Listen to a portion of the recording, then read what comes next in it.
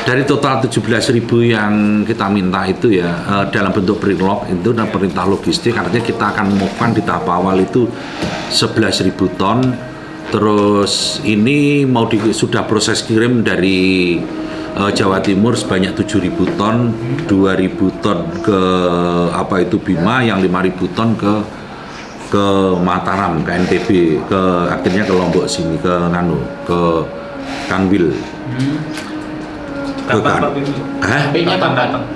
Kurang lebih kalau nggak salah baca etani kurang lebih sekitar 16-17 nanti. Berarti pas ke NTB ya?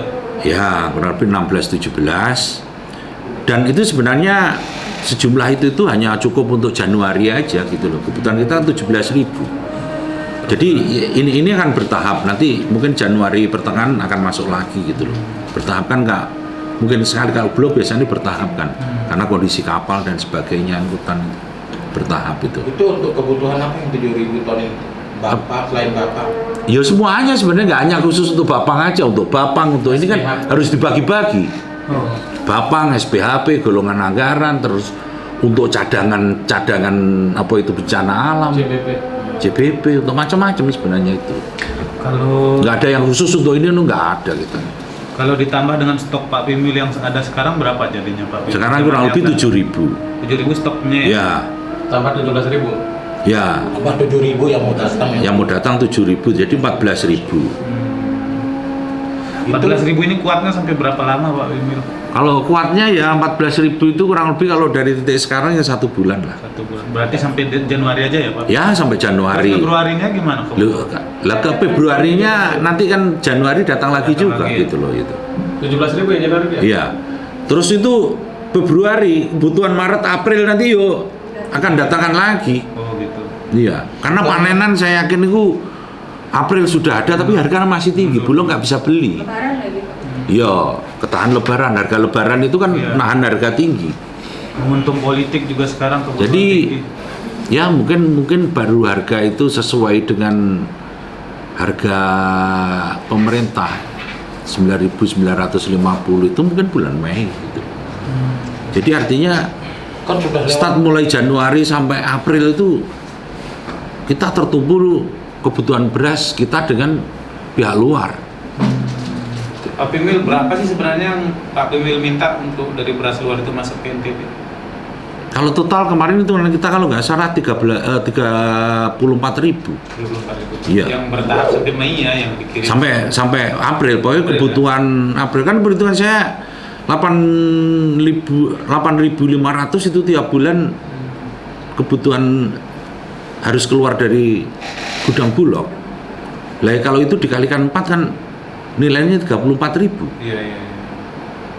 Sementara produksi lokal belum bisa menutupi ya. Bukan salah aja, bukan bahasamu kan kayak gitu. Kalau produksi lokal bisa menutupi.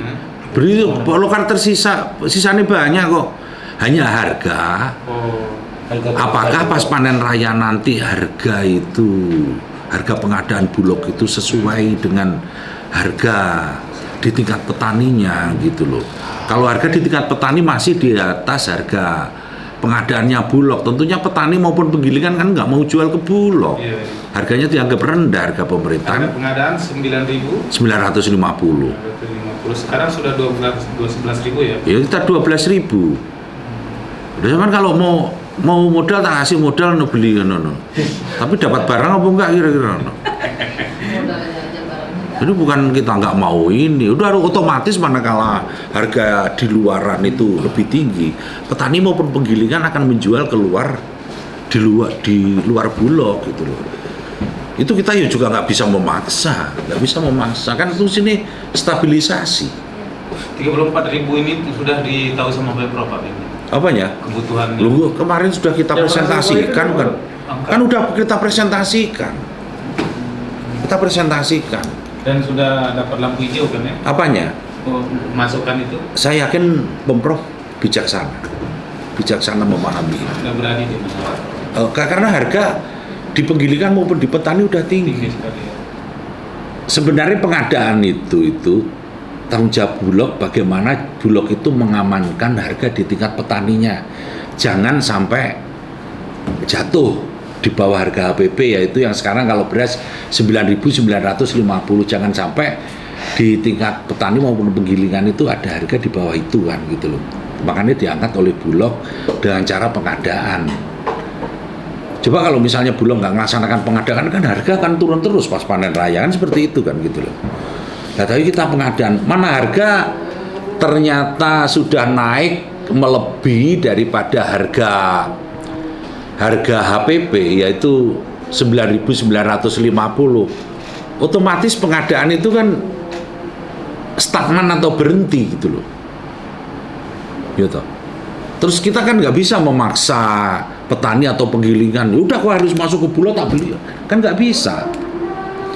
Karena tanggung jawab pemerintah itu bagaimana stabilisasi harga di tingkat petani, jangan sampai petani itu mendapatkan harga pas pada waktu panen raya itu di bawah harga HPP.